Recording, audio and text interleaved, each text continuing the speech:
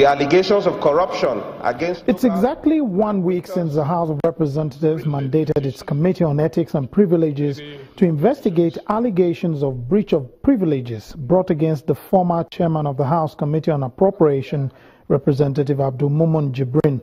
As the day's plenary session commences, the chairman of the Committee on Ethics presents the committee's report to the House. After considering other matters, the House returns to consider the report in the Committee of the Whole. The chairman of the Ethics Committee gives members a summary of the findings of the committee. The committee found that those statements were broad sweeping without proof. Consequently, the committee views those statements as injurious, scandalous, and denigrating to the House as an institution. It then puts forward the committee's recommendations. The House, by this resolution, further regulates its procedure and accordingly suspend Honorable Jibrin for 180 legislative sitting days. Honorable Jibrin is required to tender a formal written apology to the House prior to his future resumption of duties in the House. The Deputy Speaker, who is presiding, then puts the recommendations to a vote. 5.01, 5.02,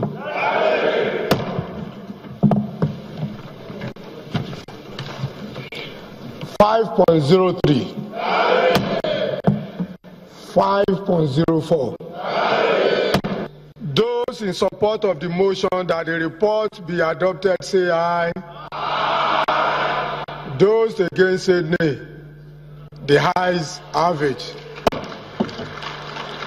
The House says as a self-regulatory institution, it has a mechanism in place for aggrieved members of the House to explore when seeking relief. Mechanisms Representative Jibrin failed to take advantage of. The House says these reprimands are in line with their standing rules and code of conduct for members of the House of Representatives. Lanre Lasese, Channels Television News. It was a complete mess and a waste of time, and I think whatever product comes out of that process, as far as I'm concerned, it's completely inconsequential, and it cannot stand anywhere. And don't also forget that the matter is in court, is a subject of litigation. While I wait for the formal correspondence from the House, I have in anticipation instructed my lawyer Femi Falana to charge Speaker Dugara for contempt because he's aware the matter is in court, and he went ahead to table the matter before the House, refer it to the Ethics Committee, and of course, predictably, this is what they wanted. And as far as I'm concerned, it's a non-issue. But I can tell you very clearly, I will never, ever apologize to anybody in the House of Representatives. I did not commit any offense. I didn't do anything wrong. I've said it repeatedly in the 5 years that I've spent in the House of Representatives. I have never abused my office. I have never corruptly enriched myself. So I have no reason to apologize to anybody.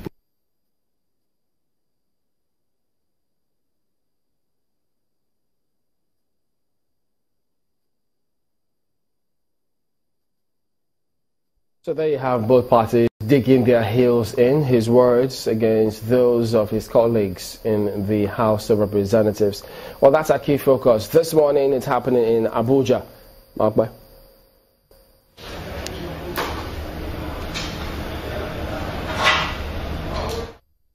Honorable Abdulrazak Namda, who is the chair, House Chair, Media and Public Affairs. You're welcome to Sunrise Daily. Thank you so much. Welcome. Yeah, well, we've seen the reports from the House of Representatives and how the House eventually went about, suspending Honorable Jibrin. For some people, they say that it's no surprise. What do you say to those people who say this was expected, the House was not going to act any differently? Well, I think for us in the National Assembly, we have said it repeatedly, and even the reporter there said it, we have rules. And we have followed the rules because every institution has rules.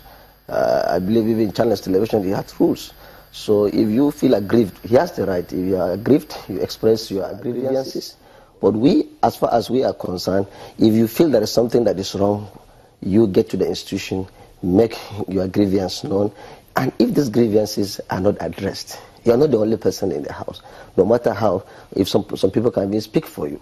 And people get to know that this person was not treated fairly. But I think, as far as I know, is that Abdulmumin Jibrin probably feel that he has more confidence with institutions that are outside the house. And that was why he didn't approach the house when he even felt aggrieved. He had some petitions outside the institutions. And I can't talk about what happens outside the institution. As far as we are concerned, we gave him fair hearing. Section 36 of the Constitution of the Federal Republic of Nigeria, as amended, allows for us to give somebody an opportunity. And he had the opportunity to tell Nigerians based on the allegations. He even wrote a letter to the chairman of the committee requesting or stating conditions of his appearance, that until it is made public, he wouldn't appear before the committee. That was granted. Apart from that, he came forward to make another allegation that the chairman may not be even fair because he made some comments in the media, and he felt it was also, the chair also went on where, said, look, if you feel aggrieved, there's nothing wrong with it, come to the committee, make your statement, I will step aside, some other persons can come over and preside over the matter. He didn't come.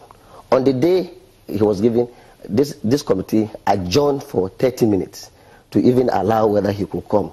Text messages were sent to him, calls were sent to him. So I think, in my opinion and the opinion of the House, we have done what is expected of us. You don't think that the committee was the time frame given the committee? Because if they were given 1 week to do their job, that's a very limited time frame, don't you think? I think it is not limited. The most essential thing is that he who alleges must prove. You have to come forth. He has been telling Nigerians all along, this happened here, wild allegation which cannot be substantiated. And we felt that, look, somebody cannot come here and say, look, everybody in Nigeria is corrupt.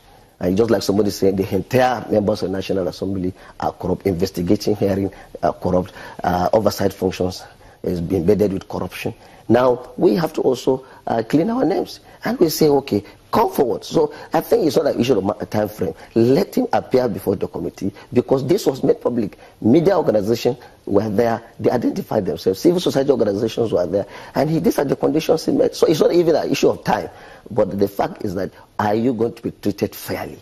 Are people going to see that you are not victimized? And I think that is very essential. And because as far as we are concerned, the time frame is okay. If he had appeared and there's no time, it's a different thing altogether. But he didn't. So you say that the work of the committee wasn't rushed? It wasn't rushed. 1 week was sufficient time for them to carry out yes, it was sufficient a thorough investigation of both the allegations that Honorable Jibrin raised and some of the things that the Speaker... No, I think let us be very clear. Yeah. The allegations before the House is not about all those things that he raised. We said our collective privilege has been breached. Based on our own act, there is no way somebody will come and give you a blanket statement that everybody in the house is corrupt. That's an institutional corruption. Was that what he said? Was that what he said? He said so. That was why the chairman rules and business. Because he kept